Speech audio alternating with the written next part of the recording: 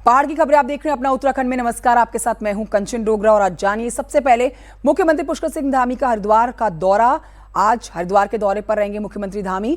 मुख्यमंत्री दोपहर 12 बजे रुड़की के बुग्गावाला पहुंचेंगे, जहां पर एमबी फूड प्रोसेसिंग प्लांट में स्वरोजगार से रोजगार की ओर कार्यक्रम का शुभारंभ करेंगे। इसके साथ ही सीएम धामी लोगों को संबोधित भी आज करने जा रहे हैं।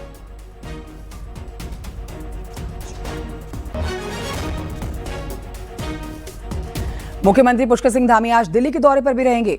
मुख्यमंत्री दोपहर 3 बजे के हिंडन पहुंचेंगे, जहां से वो नोएडा के महाकौथिग नोएडा 2025 कार्यक्रम में शामिल होंगे। नोएडा में उत्तराखंड के निवासियों ने मेला और सांस्कृतिक कार्यक्रम आयोजित किया गया है। इसके बाद सीएम धामी दिल्ली के उत्तराखंड निवास आएंगे और इसके बाद मुख्यमंत्री केंद्रीय नेताओं के साथ भी मुलाकात कर सकते हैं।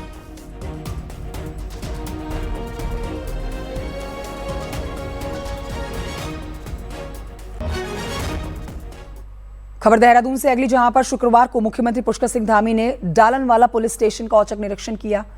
इस दौरान धामी ने लापरवाही बरतने पर डालनवाला कोतवाल को लाइन हाजिर कर दिया। बंद गृह में गंदगी के साथ तमाम लापरवाहियां सामने आई और ये लापरवाहियां देखने के बाद ही सीएम धामी ने तुरंत एक्शन ले लिया। कोतवाल को लाइन हाजिर करने के आदेश दे दिए गए। इस दौरान सीएम धामी ने पुलिस वालों को जरूरी निर्देश भी दिए।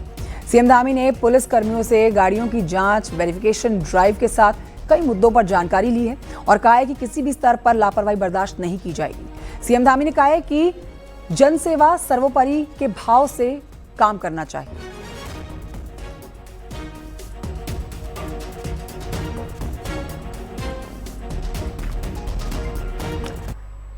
मुख्यमंत्री पुष्कर सिंह धामी देहरादून में अग्निवीर ट्रेनिंग सेंटर भी पहुंचे। यहां आपको बताएं कि ट्रेनिंग ले रहे युवाओं से सीधा संवाद किया गया है और उनका उत्साह बढ़ाया मुख्यमंत्री धामी ने। सीएम धामी रायपुर स्थित अग्निवीर ट्रेनिंग सेंटर पहुंचे थे। इस दौरान व्यवस्थाओं का जायजा लिया गया। सीएम धामी ने हर तरह की क्वालिटी सुनिश्चित करने के निर्देश दिए हैं। इस दौरान मुख्यमंत्री ने फिजिकल ट्रेनिंग, दौड़, खेल गतिविधियों को देखा।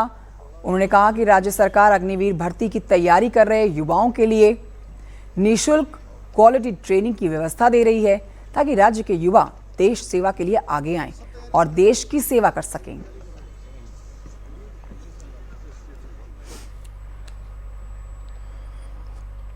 उत्तराखंड में विधानसभा चुनाव 1 साल के बाद होने हैं, लेकिन इसकी आहट अभी से ही महसूस की जाने लगी है। देखिए, गुरुवार को भाजपा ने एक वीडियो जारी किया, जिसके निशाने पर कांग्रेस के सीनियर नेता हरीश रावत नजर आए। मामला क्या है, इस रिपोर्ट में जानिए। शरणं गच्छामि, मजार शरणं गच्छामि, लव जिहाद शरणं गच्छामि।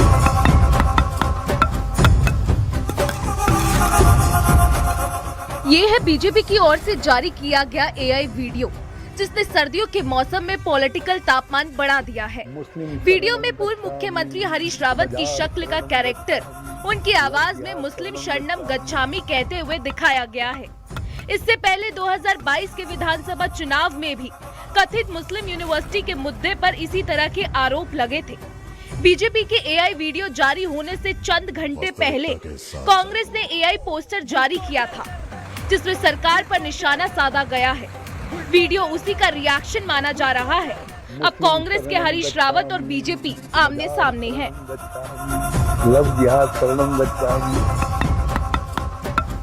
मैं देश के अंदर पहला राजनीतिक व्यक्ति हूं जिसने बाबर के नाम पर बंगाल के अंदर बाबरी मस्जिद बनाने का विरोध किया है। कहा है कि ये देश के सामाजिक सद्भाव को तोड़ने की कुचेष्टा है और मैं उस कुचेष्टा में भाजपा का हाथ देख रहा हूं और भाजपा ने कई विंग खड़े कर रखे हैं। मुझे लगता है कि ओबीसी जी की विंग अकेले काफी नहीं है, बहुत सारी विंगें खरीद कर रखी हैं। अब तो उत्तराखंड में भी हम देख रहे हैं कुछ विंग जो है अल्पसंख्यकों की खड़ी की है, जो अल्पसंख्यकों के वोट काटे और भाजपा उनका पृष्ठपोषण कर रही है। राजनीतिक तौर पर लोग कह रहे हैं कि वो किसको चैलेंज कर रहे हैं, अपनी पार्टी को चैलेंज कर रहे हैं या खुद में अपने को चैलेंज कर रहे हैं कि शेर अभी जिंदा है। मुझे ऐसा लगता है कि भाई राजनीतिक शेर जिंदा है या नहीं है, लेकिन मुस्लिम तुष्टीकरण उत्तराखंड में कांग्रेस का जिंदा है, ये बहुत स्पष्ट प्रमाण ये बयान देता है। लेकिन उत्तराखंड देवभूमि का जो स्वरूप है उसको मुझे नहीं लगता है कि उत्तराखंड की जनता बदलने देगी। उत्तराखंड की सियासत में बीजेपी और कांग्रेस दो प्रमुख पार्टियां हैं जो आमने सामने हैं। सीएम पुष्कर सिंह धामी की छवि एक हार्डकोर हिंदू नेता की बनी है। इसी को ध्यान में रखते हुए बीजेपी अभी से हमलावर है। बहरहाल एआई वीडियो से शुरू हुई ये सियासी जंग आने वाले दिनों में और तेज होने के संकेत दे रही है।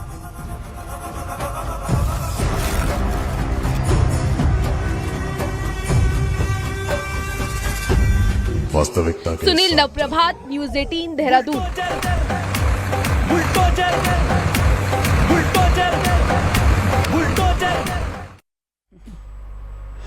और ये बढ़ते हैं आगे, आपको बताते हैं मौसम का हाल। प्रदेश का मौसम विज्ञान केंद्र ने उत्तराखंड में अगले 48 घंटे में बारिश और बर्फबारी का अलर्ट जारी कर दिया है। देहरादून, हरिद्वार, पौड़ी के कुछ इलाकों में बारिश की संभावना है, जबकि 3500 मीटर से ऊपर के इलाकों में बर्फबारी का अलर्ट है। देहरादून में आज सुबह से कोहरा देखने को मिल रहा है।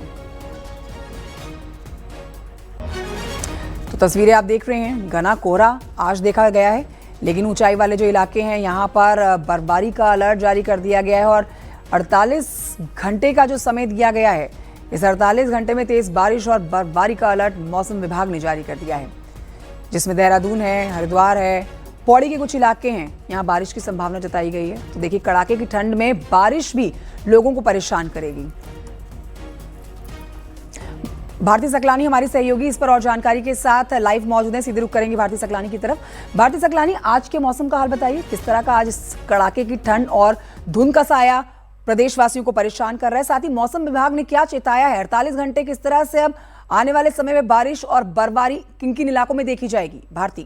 कंचन, देखिए, यही पूर्वानुमान मौसम विज्ञान केंद्र की तरफ से जताया गया था कि प्रदेश में 20 और 21 तारीख को मौसम जो है वो सर्द बना रहेगा। ठीक वैसा ही देखने को मिल रहा है। पश्चिमी विक्षोभ की एंट्री उत्तराखंड में हो चुकी है और उसका असर यह है कि सुबह से ही कई इलाकों में कोहरा देखने को मिल रहा है।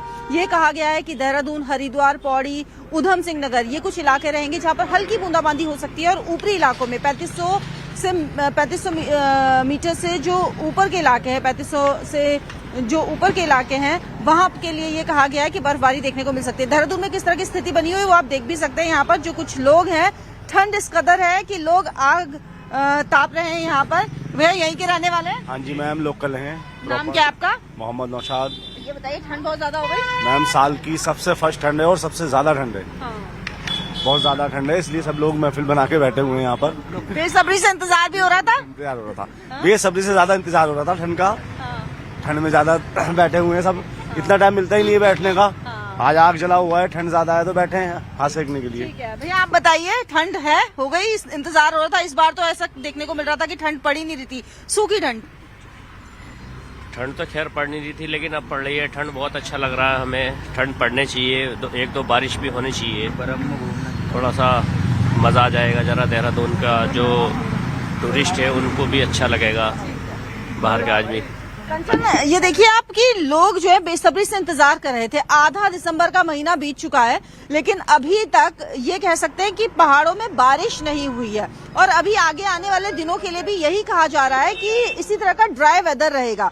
ये कमजोर पश्चिमी विक्षोभ की जो एंट्री उत्तराखंड में हो रही है, ये माना जा रहा है मौसम विज्ञान केंद्र की तरफ से कि यही कुछ रीजंस है जिसकी वजह से इस बार अभी तक बारिश नहीं हुई है। शुक्रिया आपको भारती सकलानी जानकारी के लिए। तो देखिए, पहाड़ों में लगातार ठंड बढ़ती जा रही है। सूखी ठंड से जनजीवन अस्त व्यस्त हो गया है। जगह जगह पर प्राकृतिक झरने जम चुके हैं। नीति घाटी और माणा घाटी में ठंड का सबसे ज्यादा असर देखा जा रहा है। यहाँ पर चारों तरफ केवल पानी जमने की तस्वीरें आपको सामने नजर आएंगी। नदियों के किनारे तक पानी जम चुका है। सड़कों पर देने वाला पानी भी बर्फ का आकार ले चुका है। ऊंचाई वाले इलाकों में 10 से 11 तक माइनस में तापमान पहुंच रहा है और आप अंदाजा लगाइए कि सड़क पर बहने वाला पानी भी जब इस तरीके से जम रहा है तो पहाड़ों में इस समय पूरी ठंड की जो स्थिति है वो किस तरीके की होगी। आप देखिए, पहाड़ों से जो भी झरने नीचे की तरफ बह रहे हैं वो पूरी तरीके से जम गए हैं। ग्रामीण इलाकों की बात करें, जहां पर कि 3000 से 4000 मीटर की ऊंचाई पर जो गांव है, वहां पे इसी तरीके की तस्वीरें लगातार सामने आ रही हैं। पानी जम रहा है, पीने का पानी जम रहा है, प्राकृतिक झरने जम रहे हैं। और आने वाले दिनों में अगर इसी तरीके से सूखी ठंड बढ़ती रही तो पहाड़ों में और तापमान वो नीचे की तरफ खिसक जाएगा और लोगों को कड़ाके की ठंड के बीच जूझना भी पड़ सकता है। पहाड़वासियों को बारिश और बर्फबारी का इंतजार है। देखना होगा कि अब मौसम पहाड़ों में कब करवट बदलता है। नितिन सेमाल, न्यूज 18, मलारी राष्ट्रीय राजमार्ग, चमोली। उत्तराखंड की गुनगुनी धूप में बॉलीवुड एक्टर ऋतिक रोशन ट्रैकिंग कर रहे हैं। तस्वीरें आप उनकी देख सकते हैं। ऋतिक ने अपने सोशल मीडिया हैंडल इंस्टाग्राम पर उत्तराखंड में ट्रैकिंग करता हुआ ये फोटो जो है वो अपलोड किया है। तस्वीरें शेयर करते हुए ऋतिक रोशन ने लिखा है, कुछ तो है इन लहरदार रास्तों पर ट्रैकिंग करने में जो मेरे दिल को खुशी से मुस्कुराने पर मजबूर कर देता है। कसम से चलो वापस चलते हैं उस एहसास की तरफ जो मेरे पैरों के नीचे होना चाहिए था। बता दें आपको, ऋतिक रोशन देहरादून के आसपास के इलाकों के सुंदर पहाड़ी वादियों में इस समय ट्रैकिंग कर रहे हैं।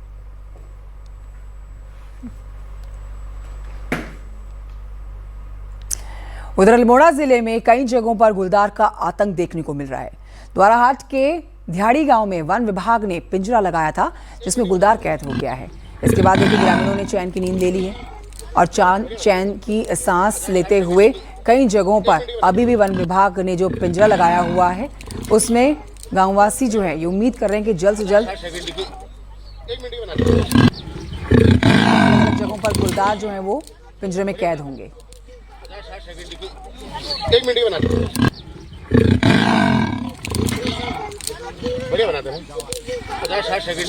तस्वीरें आपके सामने गुलदार की। लोग दहशत में रहते हैं। गुलदार के हमले लगातार बढ़ते जा रहे हैं और खासतौर पर इस समय में जब गुलदार जंगल से निकलकर रिहायशी इलाकों की तरफ जाता है, आमजन जहां रहते हैं वहां पर अपनी चहलकदमी बढ़ाता है तो लोगों की सांसें थम जाती हैं। ये पिंजरा लगाया गया था वन विभाग की तरफ से जिसमें गुलदार कैद हो गए, लेकिन ऐसे कई और पिंजरे लगाए गए हैं अलग अलग जगहों पर जहां पर गुलदार जो है वो लोगों को डरा रहे हैं और उम्मीद जल्द से जल्द ये की जा रही है उन गुलदारों की पकड़ने की, पिंजरे में कैद होने की। खबर रुड़की से अगली, जहां पर लंडोरा के रनसुरा गांव में पेड़ पर गुलदार दिखा है। ग्रामीण दहशत में है ये देखने के बाद। पेड़ पर चढ़े गुलदार का ये एक पैर जो है वो पेड़ की टहनियों में फंस गया था। तो वहीं ग्रामीणों की सूचना पर पहुंची वन विभाग की टीम ने कड़ी मशक्कत के बाद गुलदार का रेस्क्यू किया। गुलदार को पकड़ के अपने साथ ले गए।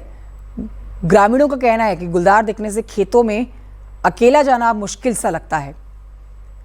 वन विभाग लगातार क्षेत्र में गश्त बढ़ा रहा है, पिंजरे लगा रहा है ताकि गुलदारों को पकड़ा जा सके, लेकिन ग्रामीण और किसान दहशत में हैं।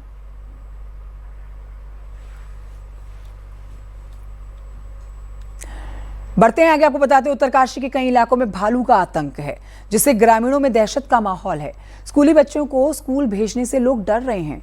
मल्ला गांव के डांग तोक में 3 भालू ग्रामीणों ने देखे और इससे ग्रामीण दहशत में हैं। वन विभाग से रात में गश्त बढ़ाने के लिए कहा गया है और वन विभाग ने रात में गश्त बढ़ा दी है। साथ में पिंजरा भी लगाया गया है ताकि भालुओं को पकड़ा जा सके। स्थानीय लोग भालुओं की जिस तरह से संख्या बढ़ रही है और आबादी वाले इलाकों में ये आ रहे हैं, इससे दहशत में हैं।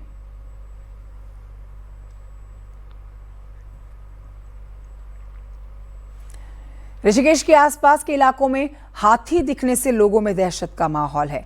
ताज़ा मामला छिंदरवाला के, जहां एक हाथी हाईवे पर बने एक गन्ना सेंटर पर पहुंच गया और जमकर गन्ना खाया, तो वहीं हाईवे पर हाथी दिखने से ट्रैफिक भी जैम हो गया। सूचना में पहुंची वन विभाग की टीम ने हाथी को खदेड़ा। उठा ले गन्ने जितने उठाने आता के लिए। उत्तरकाशी के परोला में बीजेपी विधायक दुर्गेश्वर लाल एक बड़े विवाद में घिर गए हैं। आरोप है कि उनके और उनकी पत्नी के खातों में मनरेगा के तहत करीब 17,000 रुपए पहुंचे हैं। मामला सोशल मीडिया पर तेजी से वायरल हो रहा है, जिस पर विपक्ष ने सीधा हमला कर दिया है। रिपोर्ट देखिए।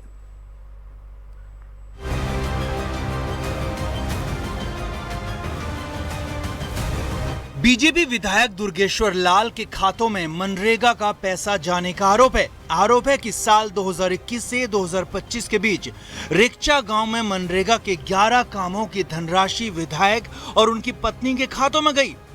बताया जा रहा है कि ये पुराने जॉब कार्ड के आधार पर निर्माण सामग्री की राशि थी, जिसे अब वापस भी किया जा रहा है। फिलहाल जांच जारी है। अब हालांकि विधायक ने मामले को फर्जी कहा तो कांग्रेस ने कहा कि जब खाते में पैसे गए हैं तो मामला फर्जी कैसे है। फर्जी कैसे हो सकता है? ये तो अब दुर्गेश्वर लाल जी को साबित करना होगा। उनके परिजनों के नाम पे आए हैं, कहीं ना कहीं खाते में गए होंगे, तो खाते की जांच करके उनको देने चाहिए कागज, आप लोगों तक प्रस्तुत कराएं। और मेरे को जो लगता है बीजेपी ने जो इसमें घोटाले की बात कही है मनरेगा में होता रहा है, तो उन्हीं की पार्टी के ऐसे लोग ये घोटाले करते रहे हैं, इसीलिए उनकी जानकारी में है। बीजेपी विधायक दुर्गेश्वर लाल का कहना है कि विधायक बनने से पहले मेरा जॉब कार्ड बना हो सकता है और विधायक बनने से पहले मेरे माता पिता के पास बीपीएल कार्ड भी था, लेकिन विधायक बनने के बाद 2022 के बाद मेरी तरफ से ऐसा कोई काम नहीं किया गया। अगर गांव में मेरा जॉब कार्ड और मेरे परिवार का अगर किसी ने जॉब कार्ड बनाया, तो पहली बात तो ये, अगर मैंने 21 तक विधायक बनने से पहले अगर कहीं किसी ने अगर कोई अकाउंट पैसे डाले, मैंने कोई योजना नहीं करी, किसी ने अगर पैसे डाले, कुछ चीजें करी, मुझे इस बारे में कोई बहुत कुछ कहना है। अगर मैंने किसी प्रारूप 6 और 7 पे एक साइन नहीं किए, तो अगर मेरी छवि को खराब करने के लिए कोई ठेकेदार या किसी षड्यंत्रकारी द्वारा इस तरीके का फर्जी तंत्र बनाया जा रहा है, तो ये बेसिकली सरासर गलत है। मैं उसके खंडन करता हूँ। इस मामले में मोरी के खंड विकास अधिकारी फोन नहीं उठा रहे हैं, तो वहीं सीडीओ उत्तरकाशी का कहना है कि उन्हें इस विवाद की जानकारी ही नहीं है, लेकिन सोशल मीडिया पर यह मामला लगातार तूल पकड़ रहा है। उत्तरकाशी से बलबीर, देहरादून से सुनील नवप्रभात के साथ ब्यूरो रिपोर्ट, न्यूज़ 18। उधर ऋषिकेश की सड़कों पर हुड़दंग मचाते हुए ट्रैफिक नियमों की धज्जियां उड़ाते हुए युवक कार में सवार होकर एक दूसरे से रेस लगा रहे थे, जो कभी भी दूसरों के लिए एक्सीडेंट का सबब बन सकते थे। सोशल मीडिया पर यह वीडियो वायरल हो रखा है, लेकिन देखिए पुलिस इस तरह के युवाओं पर काबू नहीं पा रही है। आप भी देखिए वायरल वीडियो।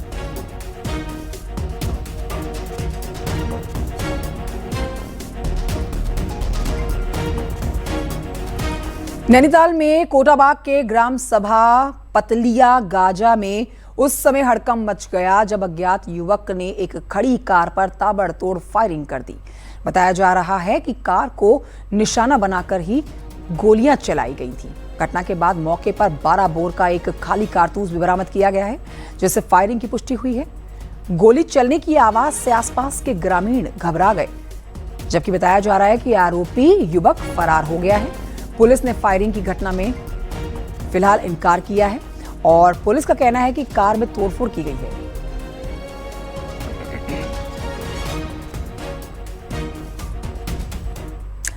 बागेश्वर की ठंडी सड़क क्षेत्र से एक स्कूटी चोरी होने का मामला सामने आया। स्कूटी चोरी की वारदात सीसीटीवी कैमरे में रिकॉर्ड हो गई है, जिसमें आप साफ देख सकते हैं कि युवक रात में डंडा लेकर आता है, फिर सड़क किनारे खड़ी स्कूटी चोरी कर लेकर फरार हो जाता है। पुलिस ने सीसीटीवी फुटेज के आधार पर जांच शुरू कर दी है।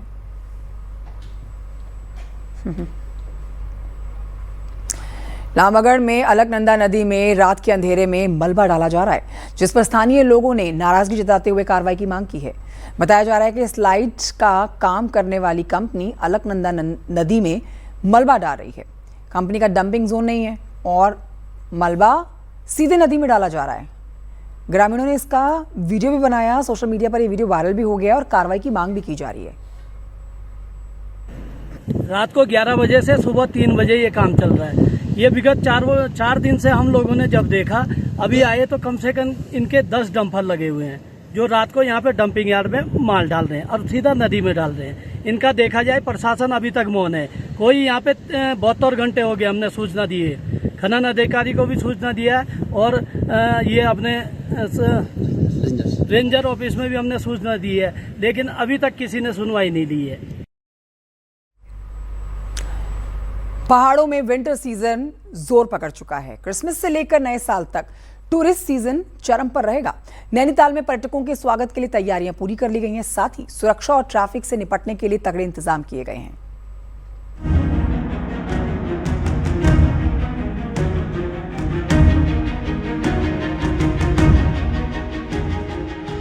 नैनीताल में विंटर कार्निवल पर्यटकों के लिए आकर्षण का केंद्र बना हुआ है। क्रिसमस और न्यू ईयर को खास बनाने के लिए होटल में लाइट एंड साउंड शो का आयोजन किया जा रहा है और सैलानियों को ठंड का एहसास कम हो, इसके लिए माल रोड पर हीटर भी लगाए जा रहे हैं ताकि लोग खुलकर घूम सकें और सरोवर नगरी की शाम का आनंद ले सकें।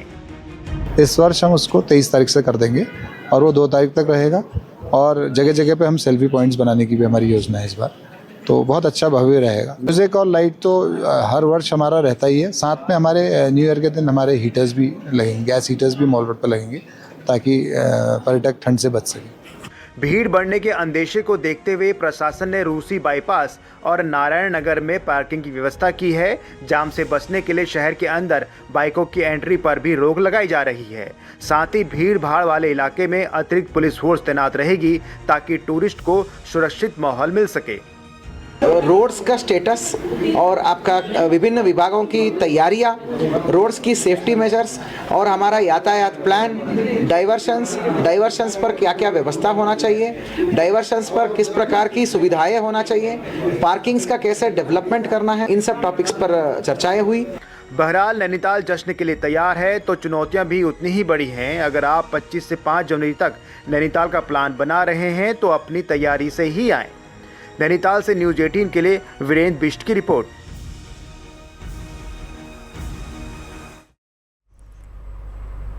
उधर हरिद्वार में कुंभ मेला 2027 के लिए बनने जा रहे नए गंगा घाटों में कुछ ग्रीन घाट भी बनाए जाएंगे। National mission for clean Ganga की टीम ने हरिद्वार में कुंभ मेला प्रशासन के अधिकारियों के साथ मीटिंग की है और स्थलीय निरीक्षण भी किया है। वीआईपी घाट के नजदीक बनने वाला घाट ग्रीन घाट बनाया जाएगा जो कि इको फ्रेंडली और हरियाली से भरपूर होगा। ऐसे घाट नदी और पर्यावरण के अनुकूल रहते हैं। पर्यावरण को बचाने के लिए ही ये पहल कही आप कह सकते हैं। पायलट प्रोजेक्ट के तहत हरिद्वार में इसकी शुरुआत भी की जाएगी। एनआईओ ने उसमें पहल भी करी है और भी जगह इसके कुछ ग्रीन घाट से रिलेटेड कुछ काम हो चुके हैं देश में, तो इसमें ये एक अच्छा संदेश जाएगा कि इस तरह से ग्रीन घाट बने। कुछ एक पायलट टाइप से we are planning to take up. कितने के जो प्रोजेक्ट हैं हम लोगों ने ऑलरेडी कुछ अपने वहाँ पर प्रोजेक्ट भेजे हुए हैं, तो उसी के तहत आज प्रेजेंटेशन था जिसमें नगर निगम के द्वारा जितना भी सॉलिड वेस्ट मैनेजमेंट को लेके भेजा गया था, उसके अलावा पेयजल संस्थान द्वारा एसटीपी जो प्लांट को यहाँ पर इंक्रीज़ करना है एज़ पर कैपेसिटी उसको लेके था। और कुंभ में जो हमारे अस्थायी कैंपिंग टेंट सिटी बनती है तो उसमें भी हम लोग इस बार एसटीपी प्रपोज कर रहे हैं। छोटे से ब्रेक के लिए रुकना होगा, लेकिन ब्रेक पर जाने से पहले एक नजर डालिए पहाड़ की 10 बड़ी खबरों पर। पहाड़ टॉप 10 में